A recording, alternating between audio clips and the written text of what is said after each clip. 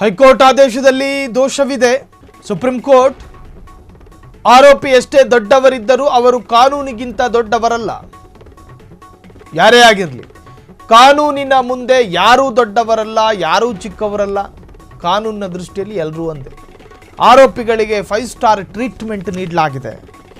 ಅವರಿಗೆ ಪಂಚತಾರಾ ಹೋಟೆಲ್ನಲ್ಲಿ ಸಿಗೋ ಟ್ರೀಟ್ಮೆಂಟ್ ಸಿಕ್ಕಿದೆ. ಜೈಲು ಅಧೀಕ್ಷಕರನ್ನು ಕೂಡ ಸಸ್ಪೆಂಡ್ ಮಾಡಿ. ಇದು land mark ತೀರ್ಪೆಂದ supreme court.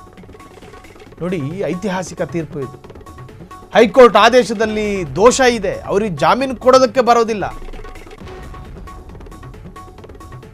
Darshan ಅವರಿಗೆ ಜಾಮೀನು ಕೊಡೋದಕ್ಕೆ ಯಾವುದೇ ಮಹತ್ವದ ಮಾನದಂಡವನ್ನು ಅನುಸರಿಸಲಿಲ್ಲ. ಹೈಕೋರ್ಟ್ ತಮ್ಮ ಸ್ವಂತ ವಿವೇಚನೆಯನ್ನು ಕೂಡ ಅನುಸರಿಸಲಿಲ್ಲ.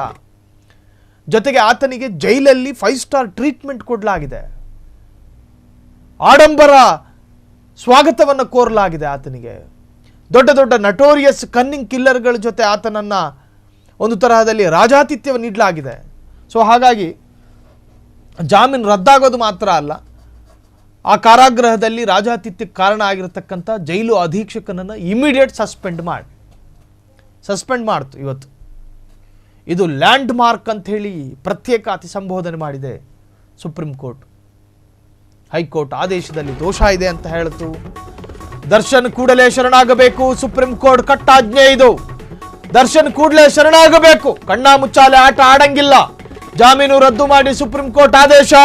ಬಲಗೈ ಇನ್ನು ಸೊಂಟಕ್ಕೆ ಹೋಗಂಗಿಲ್ಲ. ನನಗೆ ಸೊಂಟ ನೋವು, ನನಗೆ ಅದೇನದು ಎಲುಬು ನೋವು ಹೇಳಂಗಿಲ್ಲ. ದರ್ಶನ್ ಕೂಡಲೇ ಶರಣಾಗಬೇಕು, ಸುಪ್ರೀಂ ಕೋರ್ಟ್ ಕಟ್ಟಾಜ್ಞೆ. ನನಗೆ BGS ಆಸ್ಪತ್ರೆಯಲ್ಲಿ ಟ್ರೀಟ್ಮೆಂಟ್ ಬೇಕು, ನನ್ನ ಪ್ರಾಣಕ್ಕೆ ಸಂಕಷ್ಟ ಇದೆ, ಅವಕಾಶ ಇಲ್ಲ. ಕಾನೂನು ಹೋರಾಟದಲ್ಲಿ ರಾಜ್ಯ ಸರ್ಕಾರಕ್ಕೆ ಗೆಲುವು ಸಿಕ್ಕಿದೆ. ದರ್ಶನ್ ಕೂಡಲೇ ಶರಣಾಗಬೇಕು, ಸುಪ್ರೀಂ ಕೋರ್ಟ್ ಕಟ್ಟಾಜ್ಞೆಯನ್ನು ಹೊರಡಿಸಿದೆ. ಜಾಮೀನು ರದ್ದು ಮಾಡಿ ಸುಪ್ರೀಂ ಕೋರ್ಟ್ ಆದೇಶ. ನೀವು ತಕ್ಷಣ ಶರಣಾಗಬೇಕು.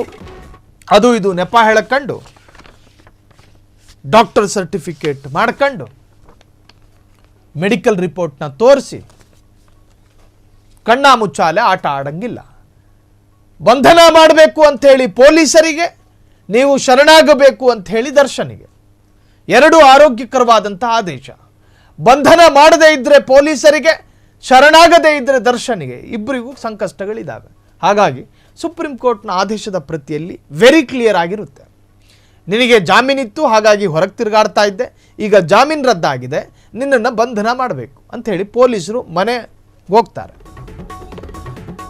ತಮಿಳುನಾಡಿನಲ್ಲಿ ನಟ ದರ್ಶನ್, ಕರ್ನಾಟಕದಲ್ಲಿಲ್ಲ, ತಮಿಳುನಾಡಿನಲ್ಲಿ ದೇವರ ದರ್ಶನಕ್ಕೆ ಹೋಗಿದ್ದ ದರ್ಶನ್ ಬಾರಯ್ಯ ಬೇಗ ಅಂತಾರೆ ಪೊಲೀಸರು ಫೋನ್ ಮಾಡಿ.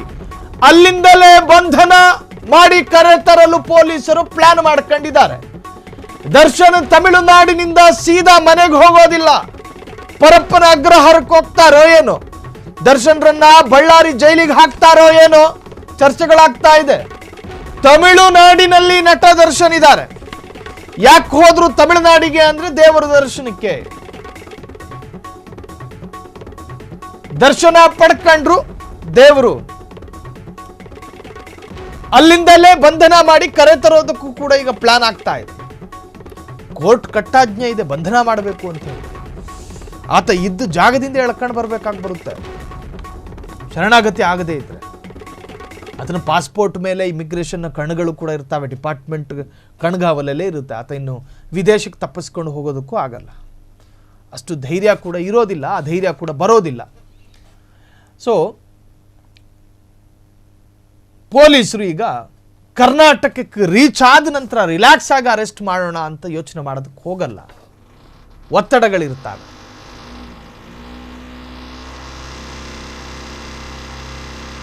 ತಮಿಳುನಾಡಿಗೆ ಪೊಲೀಸರು ಹೋಗಿ ಆತನನ್ನು ಅರೆಸ್ಟ್ ಮಾಡ್ಕೊಂಡು ಪರಪ್ಪನ ಅಗ್ರಹಾರಕ್ಕೆ ಕರ್ಕೊಂಡು ಹೋಗಬೇಕು ಅಥವಾ ಬಳ್ಳಾರಿ ಜೈಲಿಗೆ ಕರ್ಕೊಂಡು ಹೋಗಬೇಕು, ಅದು ಪೊಲೀಸರಿಗೆ ಸಿಕ್ಕಿರ್ತಕ್ಕಂತಹ ಮಾಹಿತಿಯ ಪ್ರಕಾರ ಮಾಡ್ತಾರೆ. ಆದರೆ ಈಗ ಸಿಕ್ತಿರ್ತಕ್ಕಂತಹ ಮಾಹಿತಿಯ ಪ್ರಕಾರ ದರ್ಶನ್ ಬೆಂಗಳೂರಿನಲ್ಲೋ ಕರ್ನಾಟಕದಲ್ಲೋ ಇಲ್ಲ, ತಮಿಳುನಾಡಿಗೆ ಹೋಗಿದ್ದಾರೆ. ಅಲ್ಲಿ ದೇವರ ದರ್ಶನಕ್ಕೆ ಅಂತ ಹೇಳಿ ಹೋಗಿದ್ದಾರೆ. ಅಲ್ಲಿಂದಲೇ ಪೊಲೀಸರು ಅರೆಸ್ಟ್ ಮಾಡ್ಕೊಂಡು ಅವರಿಗೆ ಎಲ್ಲಿ ಕಳಿಸ್ಬೇಕು ಅನ್ನೋ ಮಾರ್ಗದರ್ಶನ ಇರುತ್ತೋ ಆ ಜೈಲಿಗೆ ಕಳಿಸ್ಕೊಡ್ತಾರೆ. ಕ್ಷಣ ಕ್ಷಣದ ಸುದ್ದಿಗಳಿಗಾಗಿ ಫ್ರೀಡಂ ಟಿವಿ ಸಬ್ಸ್ಕ್ರೈಬ್ ಮಾಡಿ, ಲೈಕ್ ಮಾಡಿ ಹಾಗೂ ಫಾಲೋ ಮಾಡಿ. ಹೊಸ ಸುದ್ದಿಗಳ ನೋಟಿಫಿಕೇಶನ್ಗಾಗಿ ಬೆಲ್ ಐಕಾನ್ ಮೇಲೆ ಕ್ಲಿಕ್ ಮಾಡಿ.